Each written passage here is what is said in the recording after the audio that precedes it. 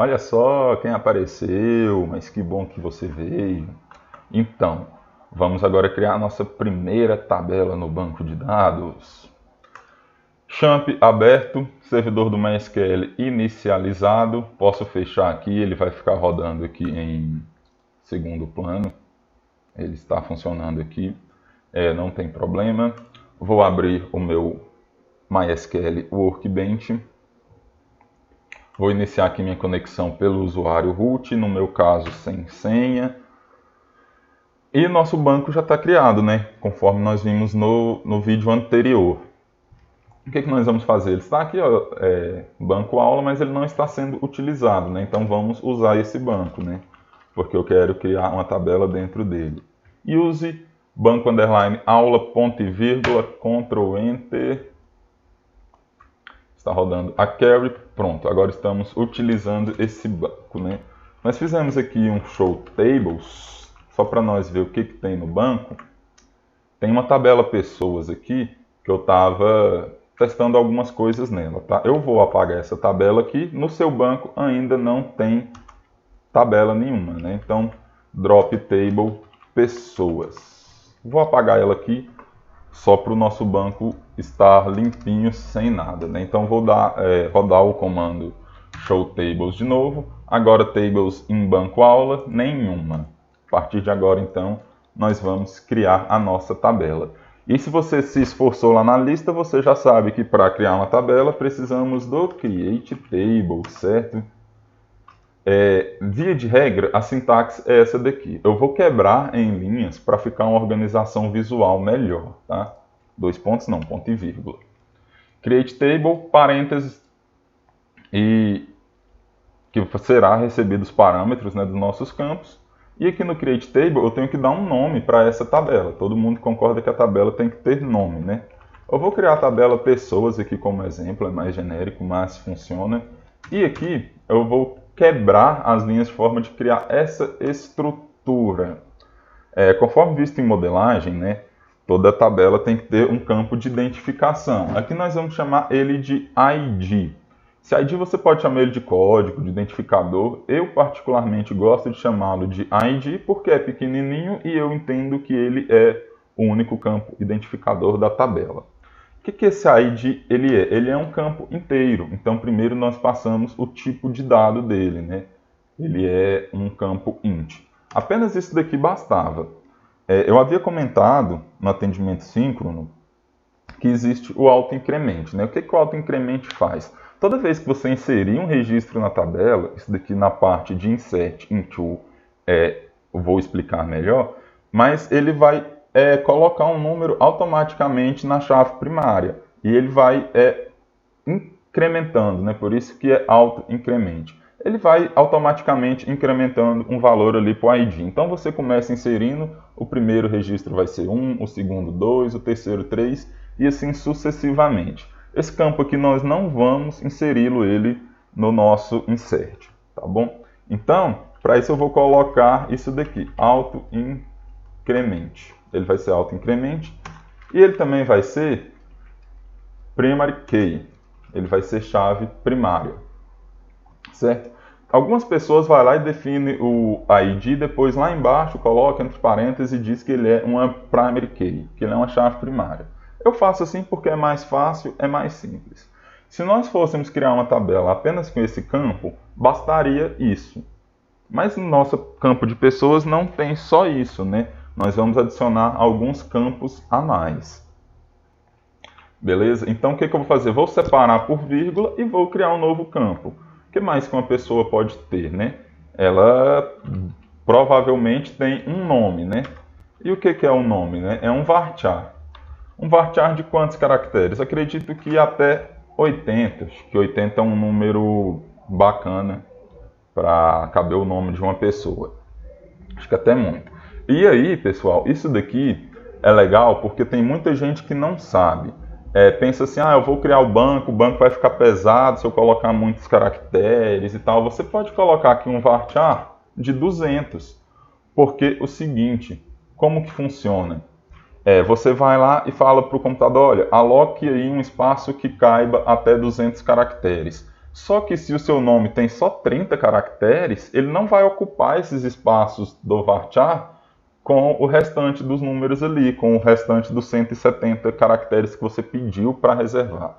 Então o varchar ele não pesa o seu banco. Mas se você usar o tipo de dado char, esse sim pesa.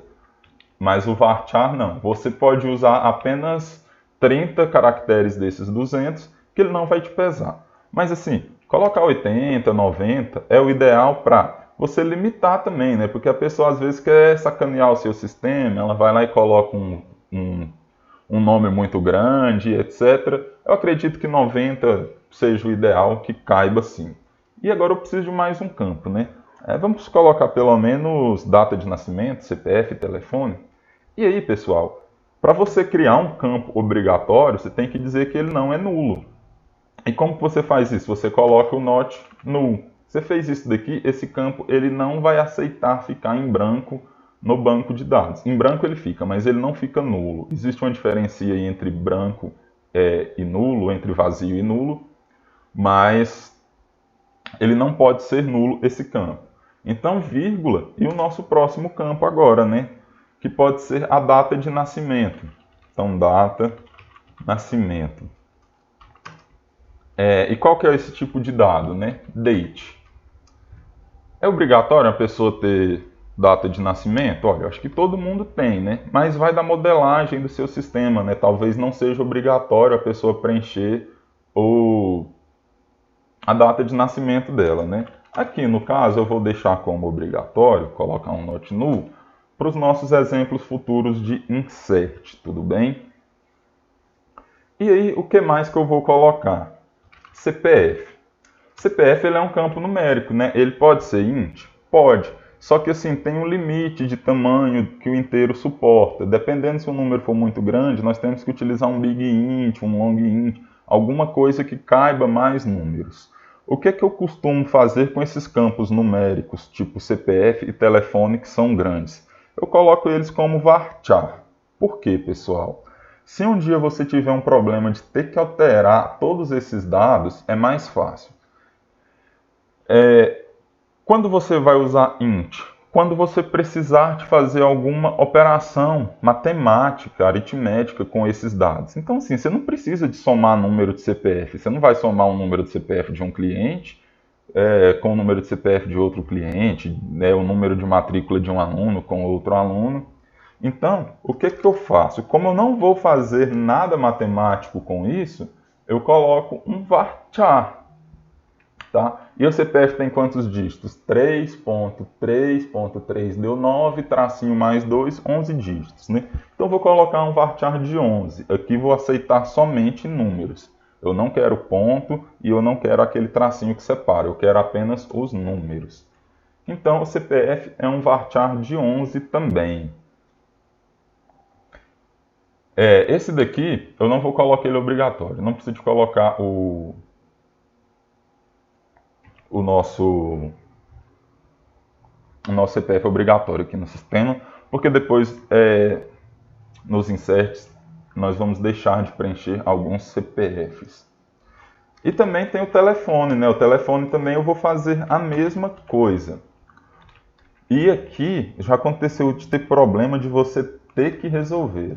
Vou colocar um varchar de 11 também, né? São 8, 9 dígitos mais 2 dígitos do DDD. E a última instrução aqui, ó, o último campo não tem vírgula. Vamos ter somente esses campos aqui mesmo na tabela. Certo? O que acontece? Não sei se vocês se lembram, mas antigamente os telefones celulares tinham apenas 8 dígitos. E o que aconteceu? Aumentou um dígito a mais, né? Um dígito à esquerda. Aqui para nós só apareceu o número 9 ainda, né? Então aumentou um número 9 ainda. E o que você tinha que fazer? Você tinha que atualizar todo o seu banco de dados. Então pensa assim, você tem um banco de dados com 1 milhão de números de telefone salvo. Se o seu tipo de dado for varchar, é mais fácil de você fazer um script para você adicionar um 9 atrás de todos os números e atualizar todo mundo junto.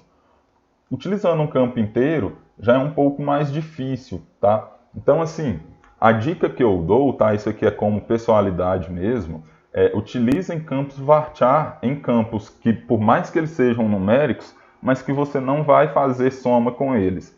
Mas, por exemplo, campo de valor, de preço, esse tipo de coisa, pode utilizar inteiro, pode utilizar decimal sem medo. E aí já é o contrário, não utilizem varchar nesse tipo de campo como valores e demais números que você tem que quantificar eles, né? Quantidade de aulas, qualquer coisa que você tenha ali, que você poderá talvez extrair uma média daquele número, fazer uma somatória, verificar qual que é o maior, qual que é o menor. Então não façam, não coloquem varchar nesses tipos de campo. Aqui pode colocar varchar sim, tá? Então agora eu vou criar essa tabela, se tiver tudo certo, ela vai funcionar. Certo? Então, olha, rodou. Apareceu aqui, ó, create table, tal. Como é que eu sei que eu criei, né? Show tables. Tá aqui. E aí, até na lista lá tinha um comando, né, de describe table, né? Então, descreva a tabela pessoas. Então, aqui agora, ó, ele mostrou exatamente a mesma estrutura da minha tabela, né? Ela tem um ID, é um inteiro que cabe 11 dígitos, então daria certo aqui o nosso inteiro, mas utilizamos varchar. Se for um número maior que 11, já nem ia caber dentro desse inteiro, né? Há um inteiro com 11 caracteres. O nome é um varchar de 90, a data de nascimento é um campo de data, o CPF varchar, telefone varchar também, né? Nulo, né? O ID chave primária é por padrão do MySQL, ele nunca vai aceitar ser um campo nulo, então leve isso daí. Ele é a chave primária, né, o primary key aqui, e aqui no CPF e telefone esses campos irão aceitar nulo, né? O default aqui não tem nada, o default você pode definir ele, né, para toda vez que você inserir um registro, ele já vir preenchido com aquele valor. Não é o caso aqui agora. Pessoal, então tá aí. Deu 12 minutinhos aqui. Eu vou interromper a aula aqui. E eu te espero no próximo vídeo para nós inserir dados dentro dessa tabela. Maravilha? Até mais!